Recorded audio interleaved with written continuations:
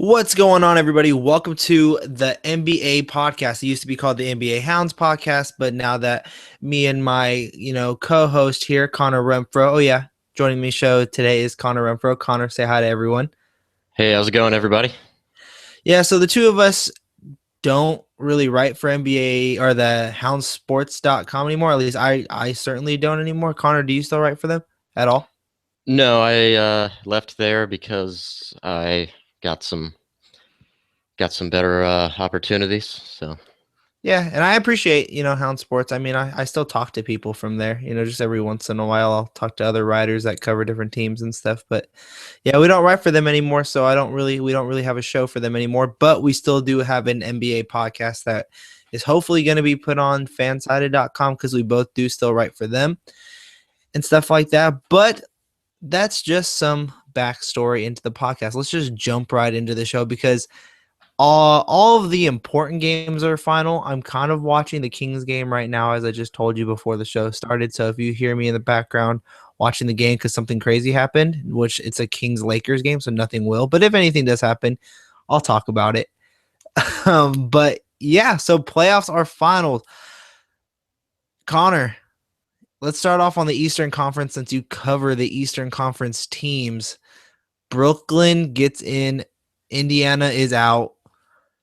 What's your favorite? That's kind of just who's your favorite matchup to watch now going into the Eastern Conference playoffs?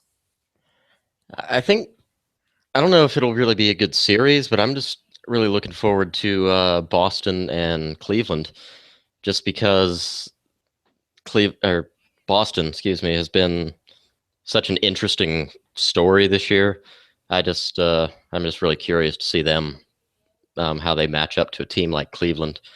Now and when it really matters in the playoffs. So I think that'll be my matchup to watch in the first round.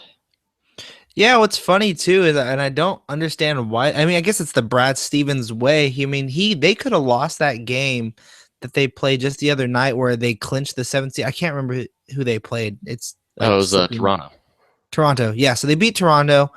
They clinched the seventh seed. They could have Yeah. lost that game and clinched the eighth seed, and they would have been. I think they would have had a better chance. Boston would have to beat Atlanta because Atlanta's so broken down right now with injuries. Although Paul Millsap did return tonight, but I mean, I think they would have had a better chance of beating Atlanta than they would about beating Cleveland. Now, I don't think they would have won against Atlanta, but I mean, they would have had a better chance to beat them.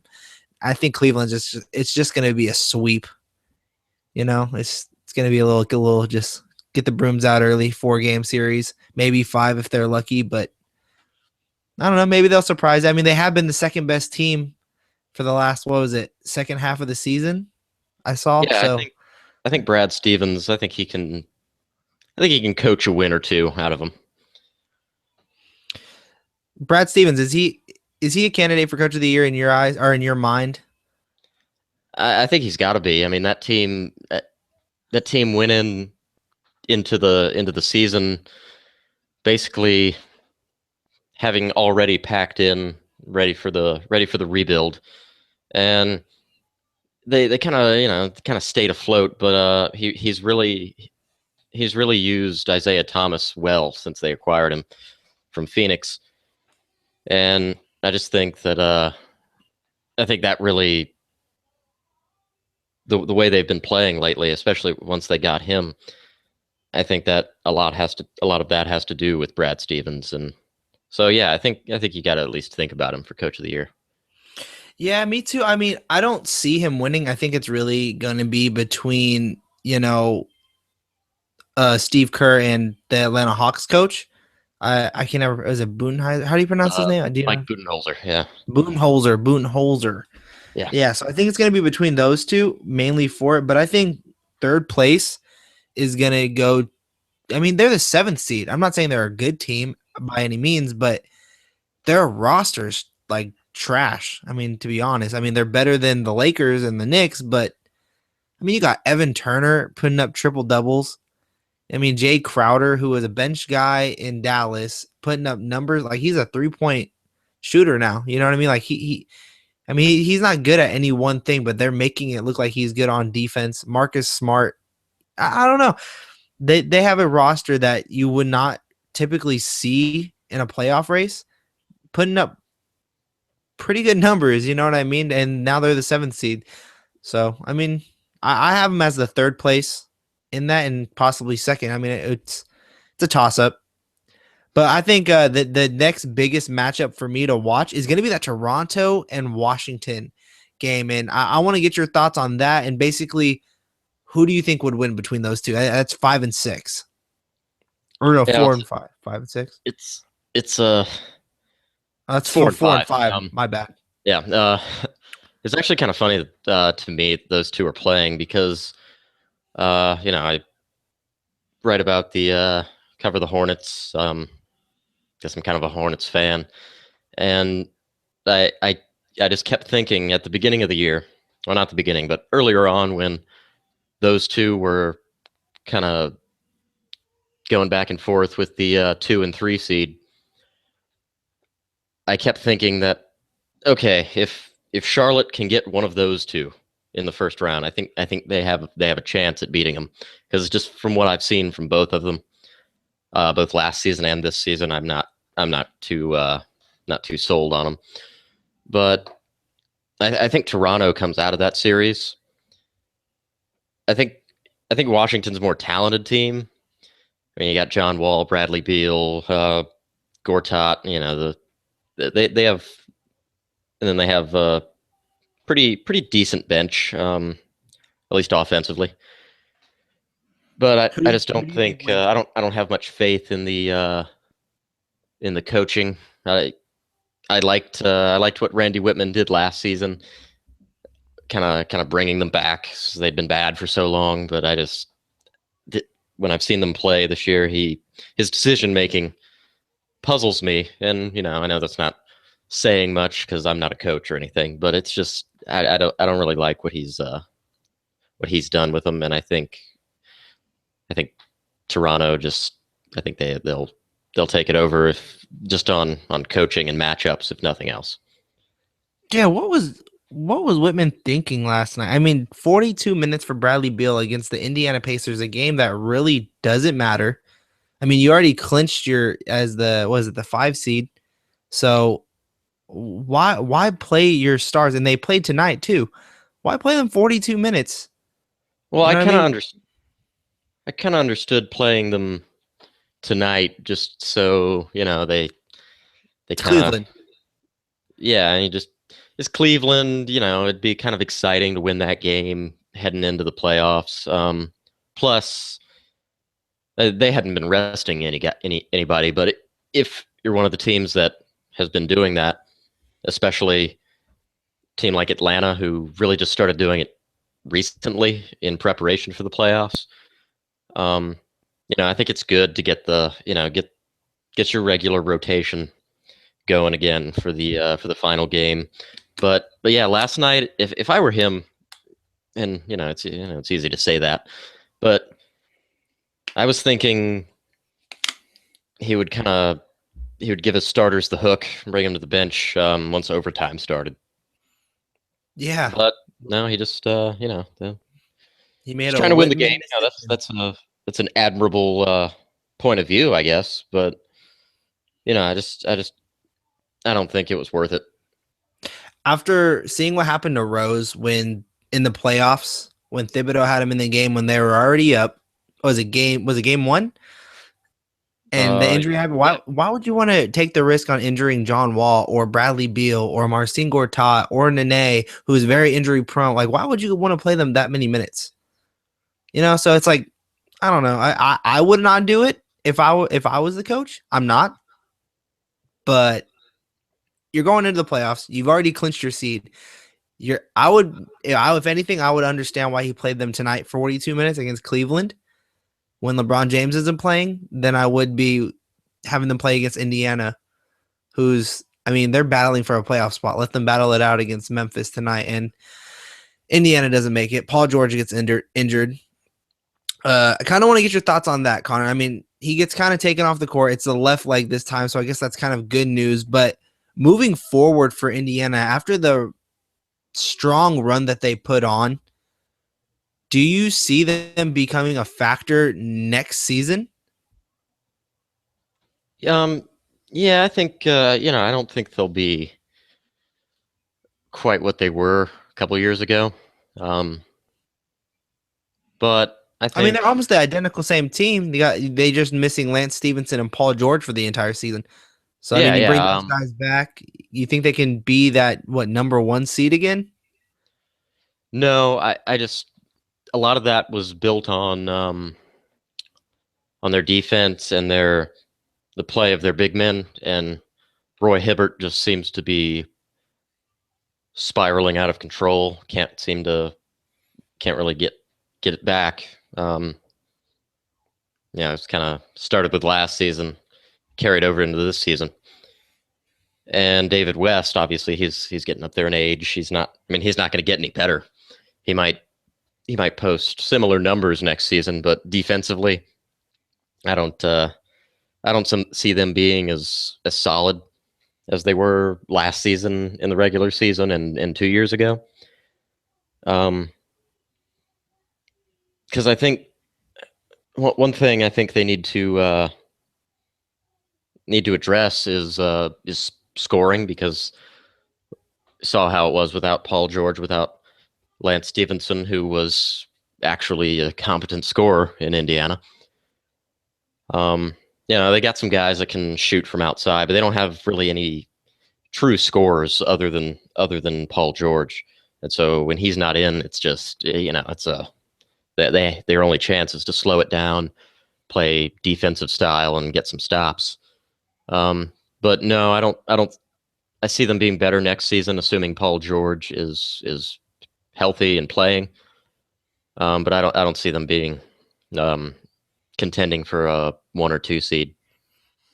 Before I move on to the next subject, I just kind of want to ask you this question because you are a Charlotte fan. You do cover the Charlotte team.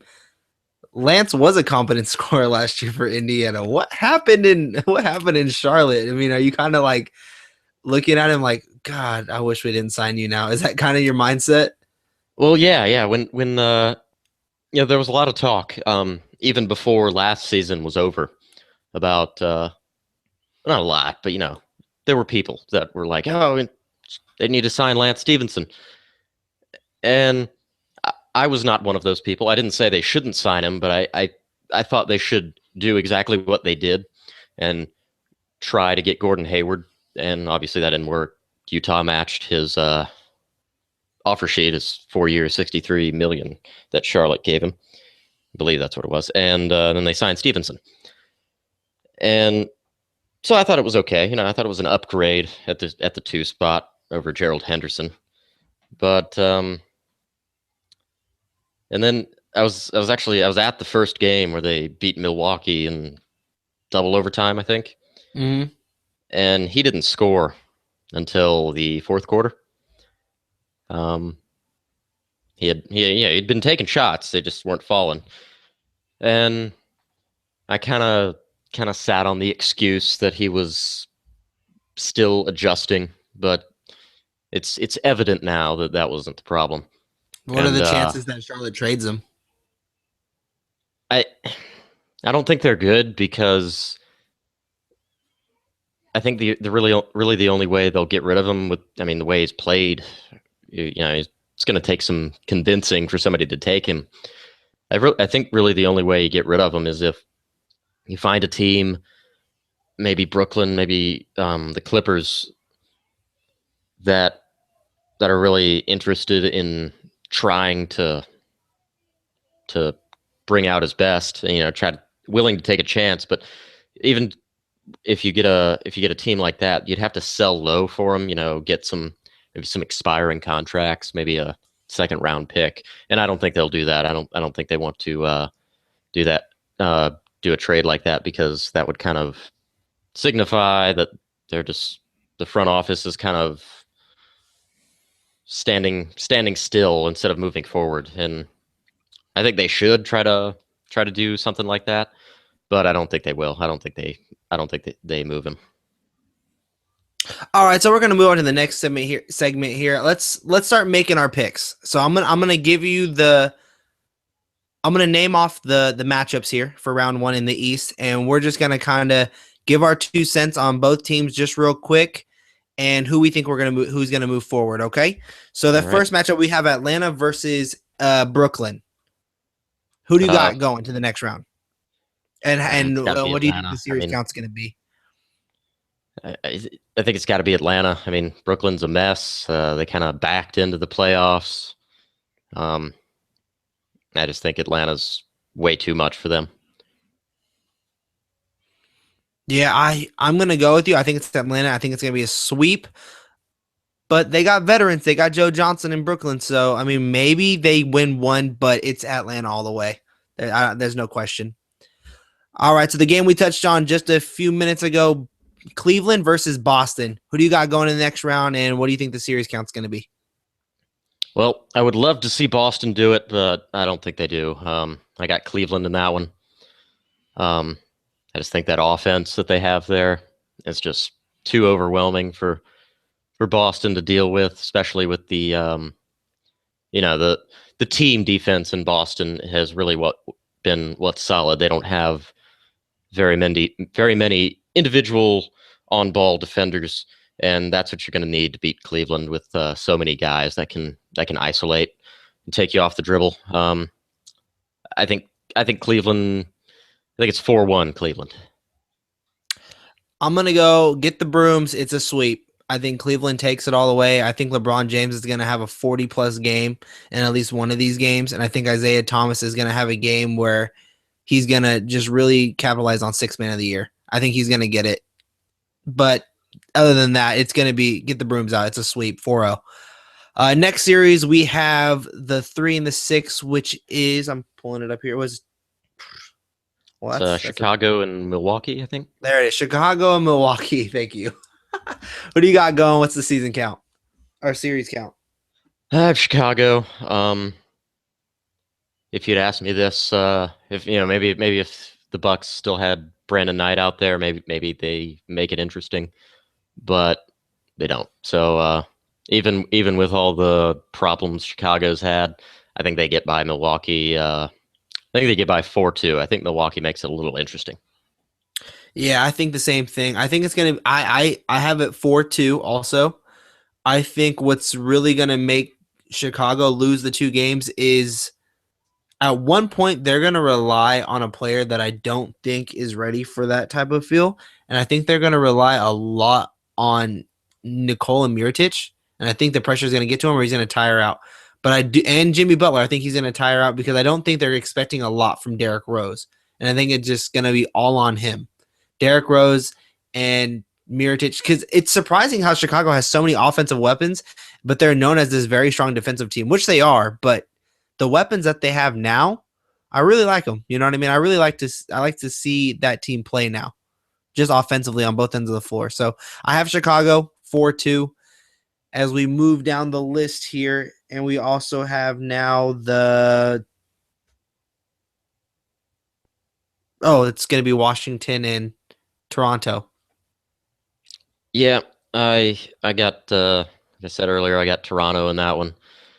I think Washington puts up a fight. I think that one's 4-3. I think that one goes 7. But I think I think Washington, like I said earlier, I think Washington's more talented. I think Toronto kind of has it down better. I think they have a better scheme. They kind of have a better idea of their rotations. They have some nice guys on that come off the bench like Lou Williams, Patrick Patterson. Um, but yeah, I think that'll be a good series. Yeah, I have it going to 7. I have it going Washington. I think John Wall, Bradley, I just think they have a more grounded team. I mean, they have great rebounding, a good defense with Gortat down low, and I think John Wall can still take his game back to that. He had like that NBA Fire type of like the old game, that NBA Fire, where basically like you can catch fire at any time, like Yeah, and the NBA ball Hang was on Time, something fire like and stuff when you shot it. Yeah, I remember that. yeah. He can get on those type of streaks, and I think he can get that to that level. And I can't wait to see what Bradley Beal can do in the playoffs. So I have Washington in 7. I think they beat out Toronto, and also because I am not a huge fan of DeMar DeRozan. I think he's very streaky, and I also think that he can't shoot a three-pointer, so that's going to be a very big problem going into the playoffs. Because I mean, with the new age of the NBA now, I mean you have to be able to hit a three. So I'm gonna go with Yeah. Washington in 7. Yeah, I All mean, right, it's a toss up. yeah, it's a coin flip. All right, so let's go ahead and move on over to the Western Conference now. We have Golden State clinching the number 1 seed. You have Clippers clinching 3, Houston clinching 2. I mean, those are the top 3 teams. Who's your MVP? I know we've asked this question on every show. The series is now ended. Who's that MVP? Actually, now I'd been saying James Harden. I think I'm gonna go with Steph Curry now. Wow. Yeah, just he's he's really doing he's been doing great lately. He's been doing even better than he had been. Um, and that was pretty good. So I think just out of uh out of like hype, if nothing else, because even though Houston's in second place, I mean they're no there's it's a great team. I just think the kind of the hype around Golden State gets Steph Curry the MVP. What? You changed your mind? I'm riding solo with this decision here? Okay, I thought we were going to say the NBA podcast, our 2 votes that don't even matter was going to both be James Harden. Kind of bummed that you changed it, but I understand it. The only reason why I'm going to stick with Harden is mainly because when we first did the show a month ago for the NBA Hounds, which is now still the NBA podcast, they were the 4 seed. They clinched 2. No Howard since January. He's back. You lose Monty Eunice. You lose Patrick Beverly, and yet you still clinch 2. You also have James Harden coming in second place to Russell Westbrook on the scoring title for the most points scored in the game. So I got to stick with them. I'm sticking with James Harden. Is there any chance you think they would do what they did with Jason Kidd and Grant Hill, where they like split the Rookie of the Year award between the two? They kind of do the same thing with the MVP this year between Harden and Steph. No, that'd be interesting, but I don't think they'll do that just because it's the MVP. It's it's the most exciting award, and people look forward to it. Although that would get people talking, but no, I don't think they split with that one. I don't know. It's gonna be such a hard decision because the thing Steph does, like the way he just puts people on skates, like he has so many SC top 10 highlights, and it's still stuck in my head what he did to Chris Paul. That double move behind his back and then just jaying it in his face. It's just I don't know. I can go either way, but I'm gonna ride it out. I've been saying Harden since January, since Howard went down, and they were still up there. And honestly, I'm not a big James Harden fan. I think he gets way too many calls that aren't even fouls. I think he does flop more than ever. But at the same time, like he is putting up numbers. You know what I mean? And his team is number 2, so I'm gonna go with him. Yeah, he does. I actually saw on Monday. I saw them play in Charlotte, and he does. It's almost like officials expect him to get fouled. So it's kind of like he goes up for a shot, and it's there's some contact. It's gonna be whistle for him just because they're expecting him to get fouled because he gets to the line so much. Yeah, I can't wait to see when that stuff comes out. I'll ask you a little bit later about what the whole player associations, like the choosing their own awards. I want to ask you about that, but I want to keep going down this list here of playoff stuff since this is the playoff preview edition of it. All Okay. right, so tell me right now, Pelicans clinch the 8th seed. Do they have even a puncher's chance of winning maybe 1 or 2 games against this Golden State Warriors team? Yeah, I think they have a chance. I think if Anthony Davis catches fire and you know drops 45 and 15. And we obviously know what he can do blocking shots. I think if he has a monster game, I think maybe they win one, but I don't. It looks bleak. I don't even know if they'll get one. I don't see them getting one. Not I don't see them getting one win. But what I did see from watching the games today is Anthony Davis, I think, just solidified tonight by this win that he is a top 5 player in the NBA today.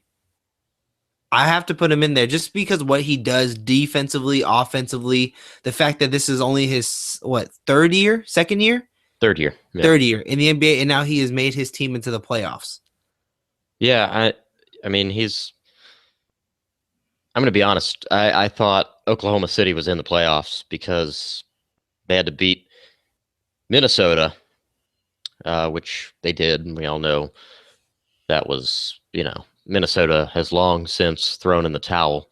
They're not playing for anything, and and New Orleans had to beat or lose to the Spurs, and I thought the Spurs would thought they would pull that one out. I thought they were just too good as a team to lose that one, even though it is just a regular season finale, kind of warming down before you get going again with the playoffs. But yeah, I was really impressed with Davis. He pretty much single handedly carried his team into the playoffs. So Yeah, and the best part about it was that Russell Westbrook did play today, and he put up monster numbers. He put up 37 points tonight, clinching. He got his very first career scoring title. So I mean, nearly averaging a triple double, but he just couldn't do it.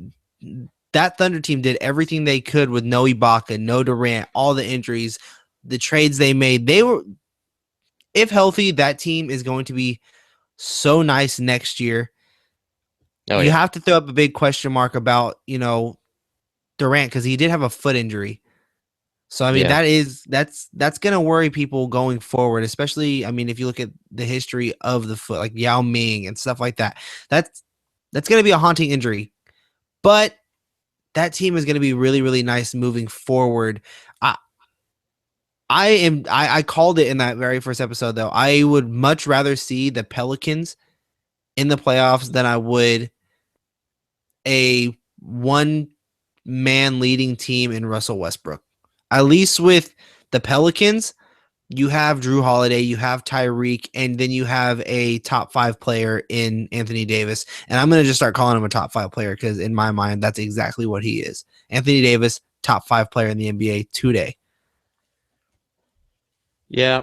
I uh, I would have I like seeing New Orleans in there a lot more than I like seeing Oklahoma City, just because I like seeing new teams in the playoffs. I mean, you remember last year when Toronto got in for the first time, and since you know whenever it was when Bosch left, those fans were going nuts. It was great. Even their owner comes out and says, "Was it fuck Brooklyn?" Yes, that was the That's GM. Yeah, yeah, the G. That's hilarious. So same thing as last time. I'm gonna name off the matchups, just series count and who moves on to the next round. all right. So 1-8, you have Golden State, you have the New Orleans Pelicans. Series Yep. count, who moves forward?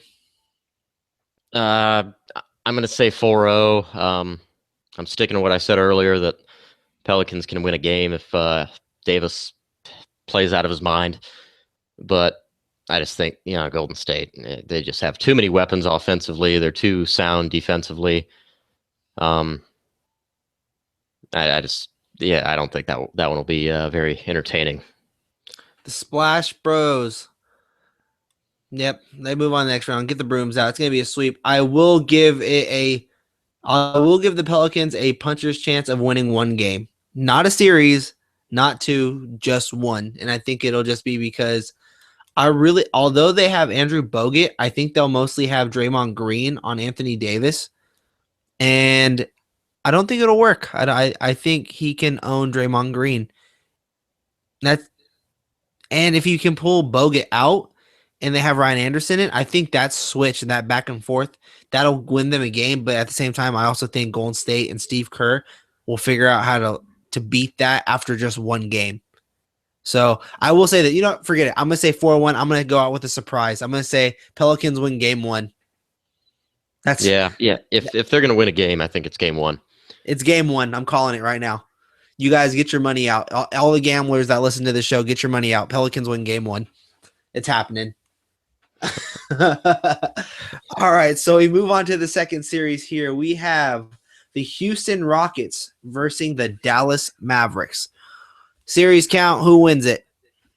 I got Houston. Wow, really? Yeah, I think Dallas is kind of a trap, kind of like they were last year for San Antonio. Um, I'm gonna say that one goes six. I think Houston wins 4-2. Honestly, I think the Rondo trade um, kind of it made Dallas worse, and it made their defense better. Um, it went from kind of, oh, we can't stop anybody to, okay, we'll get some stops. But I don't think it made it better enough to offset what it did to the offense. Because I mean that Jameer Nelson was their starting point guard. That they were scoring 109, 110 points a game. I mean, that offense was it was on pace to be one of the greatest offenses we've ever seen. But I think I think Houston with Dwight Howard coming back, even though Modi Eunice is out, Beverly's out. That's a big blow, especially since they've been starting Jason Terry at the point. That's basically you got two shooting guards out there. Mm-hmm. But I think Houston, I think they just win it just on Harden and Howard, if nothing else. Just I think they'll make sure they win this time because they got surprised in the first round last year, so I don't think they let it happen again. I go Dallas. I go Dallas, and I go 7. It's gonna go to 7. I think Chandler can control Howard. I don't think he's gonna stop him, but they are gonna stop Harden, and it's gonna come down to if Houston can make shots, and they're going to make shots, and that's why I'm going to put it down to 7. I think the X factor in this game, or in this series, I should say, is going to be Trevor Ariza, and if he can become the Trevor Ariza that he was just last season with Washington, this is probably going to be one of my favorite series to watch.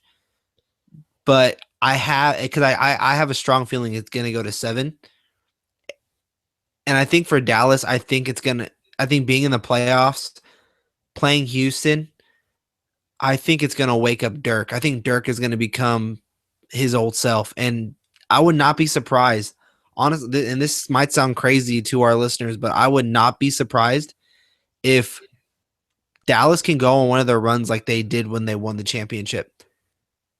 They have a better team than they did then, although their bench was probably stronger than it is now. But, I like Rondo, although I'm not a huge fan that he has not been playing defense and he doesn't really fit the system. But at the same time, I trust Rick Carlisle.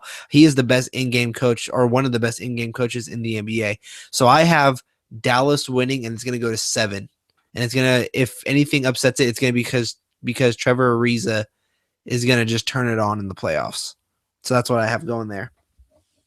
It's a bold pick. It is a bold pick, but yes, I'm going with Dallas. All right, so number 3, and this is probably going to be a very, very, very fun series. You have the LA Clippers going up against the San Antonio Spurs. Connor, is this your favorite matchup, and who do you got going to the next round? Yeah, this very well might be my favorite matchup in the West. There's so many good ones, like the one we just talked about, the Houston and Dallas, but I think San Antonio wins in. I think they'll do it in 6. I just think both teams have been red hot lately. San Antonio lost tonight. Before that, they'd won 11 in a row. The Clippers closed the season on a 7-game win streak, I believe. Mm-hmm. I just Although think, they lost tonight. yeah, okay. Um, but I think what will really do the Clippers in the postseason is their bench. Because outside of Jamal Crawford, you really don't have much of a bench there. What? You don't trust Austin Rivers? He has been playing good, but no, Yeah, especially no, with I don't with trust the Austin Rivers with the either. guards they have there in San Antonio. I think San Antonio's system, and they have all these guys that know what it takes um, to win. I think San Antonio wins. Yeah, I say the same thing. It's that space and pace. They're gonna figure it out. It's the San Antonio Spurs. Father Time cannot catch up to them. They beat it every single year. Greg Popovich, Hall of Fame head coach. Tim Duncan, first ballot Hall of Famer. Manu Ginobili, arguably a Hall of Famer. I'm not gonna say he's a Hall of Famer, but Tony Parker, Hall of Famer, arguably. I guess that's another coin flip. But yes, this San Antonio Spurs team, the reigning champs, they know when to turn it on. They're the champions for a reason. And I think Kawhi Leonard is going to show you why he was that finals MVP once again. He's defensive player of the year, although I don't think he's going to win it. He's been the best defensive player the last 2 months of the season. And just the eye test from watching it on NBA League Pass will show you that. Spurs win it, and I think it's going to be in 6, just like you said. And man, it's going to be such a fun series because I want CP3 to do good in the playoffs. I just want him to. I want him. I just don't want him to be one of those coaches, like our coaches, players that's like Steve Nash and never even make it to like a conference final. You know what I mean? I want him to make it somewhere. He is the best point guard in the league. You know what I mean? So, oh man, it's going to be a fun series. I can't wait to see the grit, but I have San Antonio taking it, and I cannot wait to watch this series. All right, so Yeah, we it'll be a move good one. on. What was that? I'm sorry. No, I just said, yeah, it'll be a good one. It's gonna be fun. Yeah, it is. I'm really excited for that one. All right, so we move on here. We have Portland versus Memphis. Oh, this is going to be a tough one to pick, but who do you got? Well, I think I'm gonna take Memphis in this one. Um, I think they'll do it in 5. It'll be 4-1, Memphis. and I might have, might have, might have gone the other way, and at least maybe made it a bit more of a fight if Wesley Matthews and Aaron Aflalo were healthy. But I mean, they're 2 down at the same position, and you still have Lillard and Aldridge. I also like what Lopez has been doing for them. Reports say that Aflalo should be returning for the playoffs. Okay, well, Does that change it a little bit? yeah, I'll give them another game, but You're sticking with Memphis. yeah, I think Memphis that defense is too good. Marcus Gasol and Zach Randolph, they're going to have their hands full with Lopez and Aldridge. Um, but I think defensively they get it done. I think offensively, I think Randolph has a big series, and even though they don't shoot the three very well, Portland does, but Portland, it seems to be the same story. The last 2 or 3 years where, yeah, they're really good, but they're not. They're a pretty thin team. And with Wesley Matthews gone, they're even thinner. CJ McCollum's been doing good lately, though. So we'll see how the bench contributes. But I think Memphis. I think Memphis wins if they stick to their defense and stick to what got them here. Yeah, it's definitely going to be offense versus defense. But the reason why I'm going to go towards Memphis and I have Memphis in 6 is because I think they have enough offensive weapons to beat Portland because I don't think Portland has enough defensive weapons to stop their lack of offense, if that makes any sense. Because I mean they still have Vince Carter. They have Jeff Green. and then I think Courtney Lee is a big factor for Memphis. So, and then Marcus Gasol, even tonight on a hurt ankle, he goes off for I believe 37 points. So I mean, I like this Memphis team.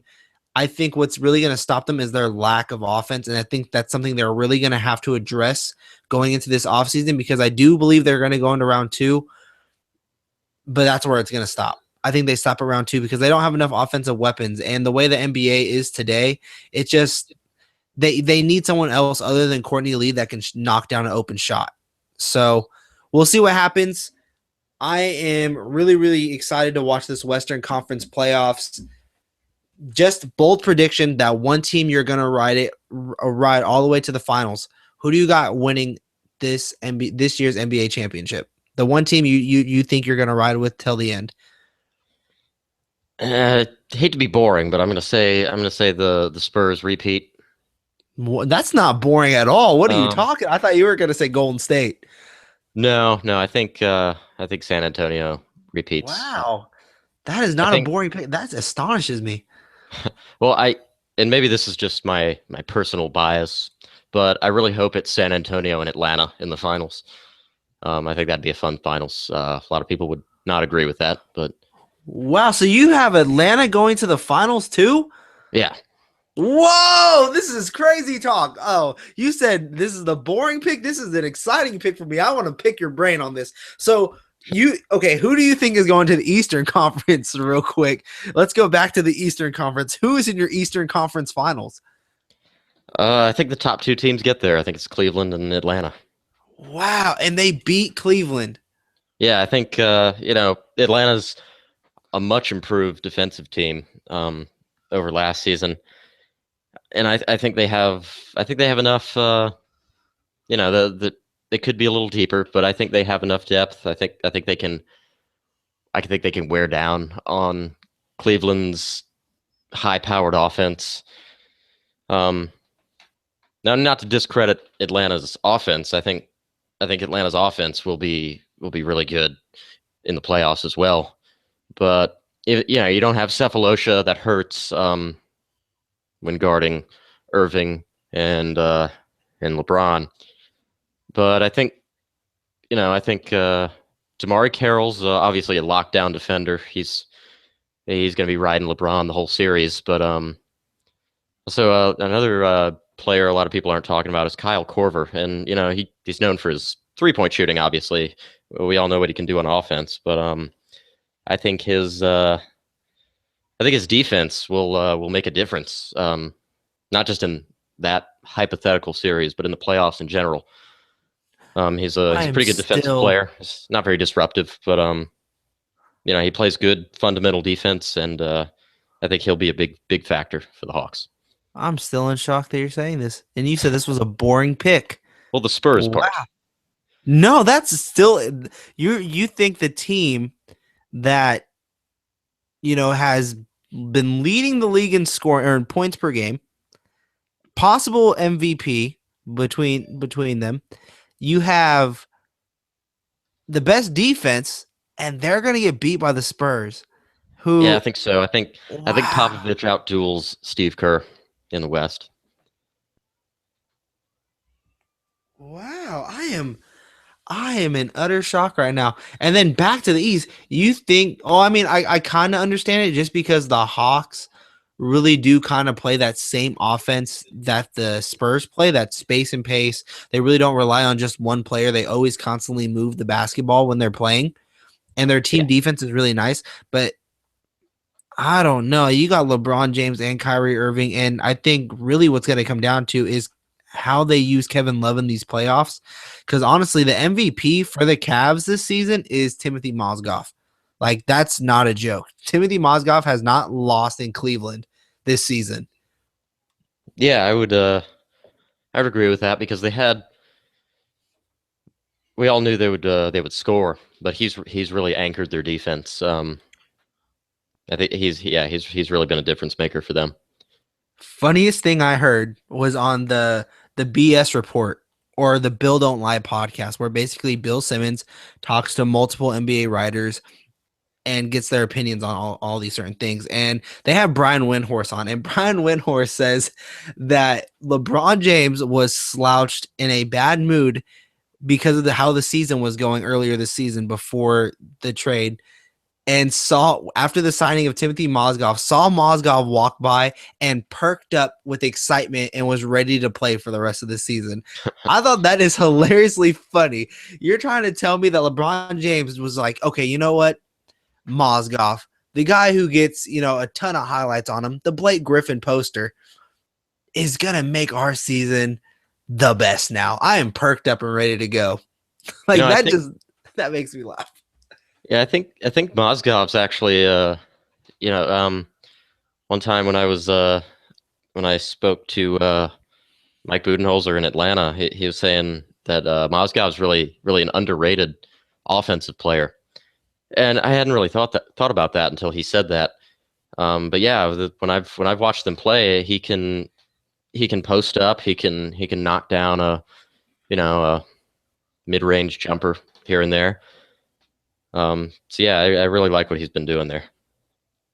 So you get an up close look at the Hawks. Is that kind of why you're leaning more towards them? Because I mean, you interact with the team, you go to practices, you talk with the coaches and things like that. Is that kind of the reason why you're leaning more toward them? Because you get to see up close like, how they prepare and get to really get the feel of that team. Yeah, partially. I saw them play. I saw them play Cleveland actually in Atlanta. Um, this was about a month ago. This was the night after they did the big statue thing for Dominic Wilkins, and yeah, he was there at the game, and they had a big thing for him. So that's why I remember it because I was there for that. But yeah, I just from what I saw, and I know it's regular season, it's a whole different thing once you get to the playoffs. But just from what I saw from them in that game, the way Carroll pretty much by himself contained LeBron a little bit, and part of it was LeBron had a bad game. But I think that I think their defense will come through. I think even though Al Horford and Paul Millsap are undersized in the front court, other than Mozgov, you really don't have too many big bruisers up front for Cleveland either. So and Tristan Thompson, well, yeah, but Kevin he'll Love, if they use him right, is great in the low post. But I mean, that's a defensive sieve though. I mean, that's not a defender at all. well, yeah, I think Kevin Love. Obviously, he's gonna start, but I think he'll probably be matched up with Millsap, and I think that'll be a disastrous matchup for Cleveland. I think Mm-hmm. Millsap can score. He can shoot from anywhere. He can knock down the three. He can post up. Um, I think he has his way with Kevin Love. I don't see them putting him on Horford because Horford's not as good of a 3-point shooter as Millsap, but he can still shoot it. Um, that's another thing I like about Atlanta. Their whole team can shoot from outside. I mean, they just you cannot collapse inside with them. And with Jeff Teague and Dennis Schroeder, with what they can do with the ball in their hands, just getting to the rim, I think a lot of teams, including Cleveland, will be kind of scratching their heads trying to figure out how do you stop the driving guard at the rim without giving up the open three, because everyone on the team pretty much can knock down a shot from outside. Has Schroeder returned from his toe injury? Yeah. Oh, okay, I didn't remember. So everything you're telling me about this team, it kind of is it basically the same reason why you see San Antonio going? Because if you just replace the names of those players, I mean, you have Millsap, you replace that with Duncan. You have Horford, you replace that with Splitter, and I think Splitter's very underrated. I don't think he's as skilled as Horford, but I mean, that you're replacing the names there. Is that kind of the same reason why? Because they kind of play the same as that type of offense. They don't really have a shot blocker type of person. They're kind of, you know, undersized at the center power forward position down low, but they play great team defense. Everyone knows how to knock down a shot. You don't really have to rely on one player. Although I would say that the Spurs have more one player type of players that they can use because I mean they got like Kawhi, Tony, Manu, Tim, everybody. But is that kind of the same reason why you see San Antonio making it to the finals just as much as you see the Hawks making it to the finals? Yeah, well, another that's I mean that's it exactly with San Antonio. That San Antonio has guys you know, you got Duncan, Green and Parker, Ginobili still that can on any given night one of them can catch fire. And you know, Danny Green's been known to get hot from long range in the playoffs. I mean, what are the odds of that happening again? I don't know. But with Atlanta, I think depth will be a big part of it. I mean, okay, Cephalosha's out, but you know, and a lot of people might laugh at this, but I think um, I think Kent Bazemore will fill in his role nicely. I think Bazemore is not quite as good of a defender, but he's pretty close. I mean, he can play defense, and also he's a better offensive player than Cephalosha. So, also you got the second year uh, guy Mike Muscala. He's really played well when he was put into the starting lineup when Millsap was out, and he could play either the four or the five, and he can shoot from 3 point range as well. And he plays really good pick and roll defense, and so I like a lot of the guys they have on the team. I have faith in what they can do. So All right, guys. Well, that is our playoff preview. The team I'm gonna ride out Golden State.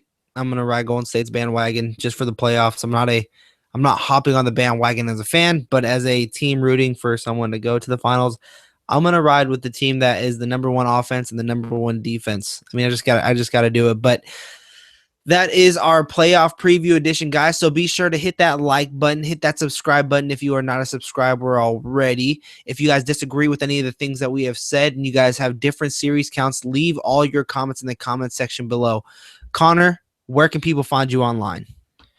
okay, now since I've done a little shuffling around, yeah, you can find me on lasportshub.com, right about the Lakers and Clippers, and soaringdownsouth.com to the Atlanta Hawks. That does not sound attractive. What is that? Soaring down south? Uh-oh. Yeah, Okay. ask Okay. Fanside. I don't know. I didn't make the name, Oh, yeah, they need to change that. I'm but sorry. they're That's both a on Fansided, so you can find them there. I Um, don't know why this is probably just a bad mind, but when you said that, I just thought of like that movie, like, slow it down. I'm just yeah, kidding. I had never really thought about that until just now, but Oh, that's a bad mind right there. I'm sorry, guys. I'm sorry, fans. Anyways, continue. and still write about the Hornets on tradestreetpost.com. So that's where you can find my stuff. Soon you'll be able to find me on garnetandblackattack.com, writing about the South Carolina Gamecocks football, I think. I don't know yet. So, but yeah, I'll be there as well. And what's your Twitter handle? It's at Renfro Connor. And that will And then, definitely be in the description below. So you guys can definitely go click on all that stuff. Like I said before, guys, definitely hit that subscribe button if you're not a subscriber yet. And if there's anything you guys like and dislike about the show, again, leave that stuff in the comment section. Let us know what you guys like, dislike, agree, disagree with. Hit that like button if you liked it. Hit the dislike button if you didn't like it. So we know we have to keep on improving this show. You guys can find me online. I'm still writing for satkingsnation.com. We are looking for writers. So if you guys are interested, hit me up on my email. That's just kingscourtpodcast@gmail.com. You can find me on Twitter. My Twitter handle is at VMCenter, and you can always find all my stuff on fansided.com and goldengatesports.com. All right, guys, that's the show. So until next time, which will probably hopefully be next Sunday, where we'll be talking about again the playoffs and kind of if there's been any twists, any turns, any more storylines, and even the awards that are going to be given out very, very soon. We're going to touch on that stuff. So be sure to get ready for that. Like I said before, subscribe. And until next time, NBA fans, bye-bye.